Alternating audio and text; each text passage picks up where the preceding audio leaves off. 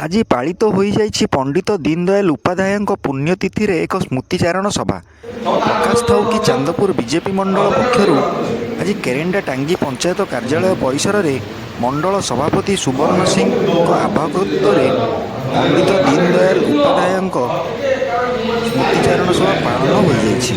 ଶ୍ରୀ ପ୍ରଦୀପ କୁମାର ସେନାପତି ପୌରୋହିତ୍ୟ କରି ଉପସ୍ଥିତ ସମସ୍ତ କର୍ମୀମାନଙ୍କୁ ଧନ୍ୟବାଦ ଅର୍ପଣ କରି ସଭା ସାଙ୍ଗ କରିଥିଲେ।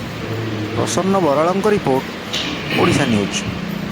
କ୍ଲାପିଂ